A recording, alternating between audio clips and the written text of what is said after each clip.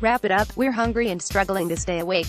Senator points at his watch as impeachment trial drags on, and no coffee is allowed to keep them going. Senator James Risch, a Republican from Idaho, 76, pointed at his watch to try to get Adam Schiff to wrap up during Donald Trump's impeachment trial. Gesture came before a 30-minute dinner break, but public will never see it because cameras are under Senate's control and only show authorized shots. Associated Press reporter says that a few senators looked like they might have fallen asleep in hearing, which started at 1 p.m. and went in the next morning. Democrats forced the hearing to go on to bring amendment after amendment calling for witnesses and evidence, with each voted down by Republicans. Republican Majority Leader Mitch McConnell gave each side extra day to make their case, meaning number 12-hour days by app published, 4:57 Greenwich Mean Time, the 22nd of January 2020, updated 14:22 Greenwich Mean Time, the 22nd of January 2020. Adam Schiff was still speaking about witnesses, documents, future presidents and the impeachment of President Donald Trump. He'd said it all before, but 5 hours into the Senate trial Tuesday, Schiff, the lead prosecutor, was saying it again.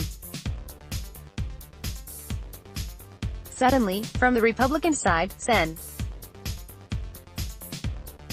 James Risch of Idaho raised his left hand so Schiff could see it and pointed, repeatedly, to his wristwatch.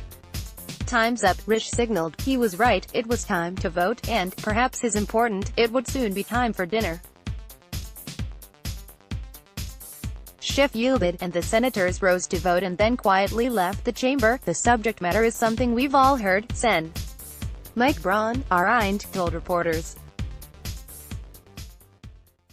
"Get me out of here." James Risch, an Idaho Republican, was seen raising his left arm and pointing repeatedly at his wristwatch to try to get Adam Schiff to wrap up during the impeachment trial. "Let us get to our break." Adam Schiff was under pressure to get a move on from Idaho Republican Jim Risch. The understatement helps explain what seemed to be a widespread struggle with attention late Tuesday as arguments in the abuse and obstruction trial stretched into the late evening. It's a challenge anyone who's served on a jury might understand, but senators try not to complain, given the enormous political stakes of the trial during the 2020 election year.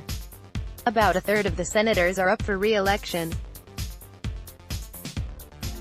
The more senior members are on camera during the proceedings, anyone falling asleep, and a few senators looked like they might have Tuesday, during only the third impeachment trial in history, would have some explaining to do.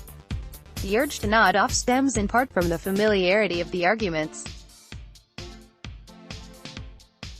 They have all heard the story of Trump's pressure on Ukraine.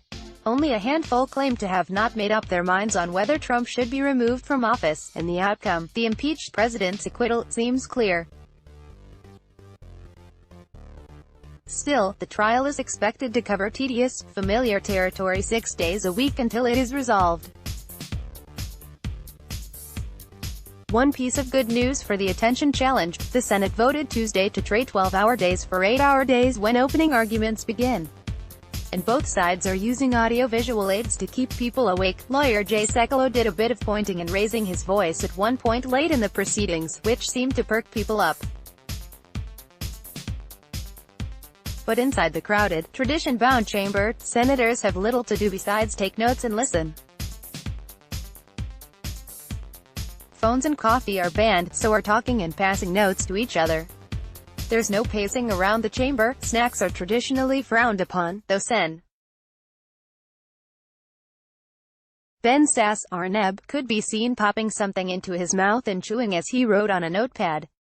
Senators in both parties paid close attention and took notes, highlighted papers and listened intently, at least at first.